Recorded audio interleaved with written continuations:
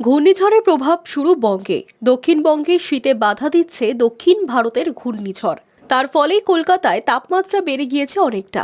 শুক্রবার গভীর রাত থেকে দক্ষিণবঙ্গের একাধিক জেলায় শুরু হয়েছে হালকা থেকে মাঝারি বৃষ্টি।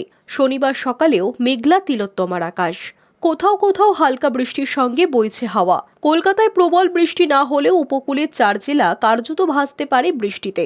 ঘূর্ণিঝড়ের প্রভাবে এক ধাক্কায় বেড়েছে তাপমাত্রা। শনিবার স্বাভাবিকের থেকে প্রায় 5 ডিগ্রি বেশি রয়েছে সর্বনিম্ন তাপমাত্রা, জানিয়েছে আলিপুর আবহাওয়া দফতর। সেই সঙ্গে রয়েছে মেঘলা আকাশ। আগামী দুদিনে তাপমাত্রা আরও বাড়তে পারে বলে জানিয়েছে হাওয়া অফিস। কারণ দক্ষিণ পশ্চিম বঙ্গোপসাগরে যে ঘূর্ণিঝড় তৈরি হয়েছে তার পরোক্ষ প্রভাব পড়ছে পশ্চিমবঙ্গের উপকূলে। এর ফলে উত্তর পশ্চিম দিক থেকে ঠান্ডা হাওয়া রাজ্যে ঢুকতে বাধা পাচ্ছে। উল্টে জলীয় বাষ্প ঢুকছে দক্ষিণের সাগরের দিক থেকে।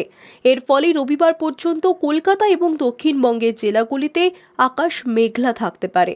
দু একটি জায়গায় হতে পারে সামান্য বৃষ্টিও। কলকাতা এবং শহরতলির কোথাও কোথাও শনিবার সকালের দিকে 2-1 পশলা বৃষ্টি হয়েছে। উপকূল সংলগ্ন পূর্ব মেদিনীপুর, উত্তর 24 পরগনা, দক্ষিণ 24 পরগনায় হালকা বৃষ্টির সম্ভাবনা রয়েছে।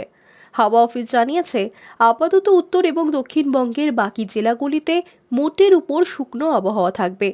শনিবার সকালের দিকে কুয়াশার কারণে সমস্যা হতে পারে দার্জিলিং, জলপাইগুড়ি এবং উত্তর দিনাজপুরে। দক্ষিণবঙ্গের ক্ষেত্রে পশ্চিম বর্ধমান, পশ্চিম মেদিনীপুর, পুরুলিয়া, বাঁকুড়া এবং বীরভূমেও কুয়াশার সতর্কতা রয়েছে।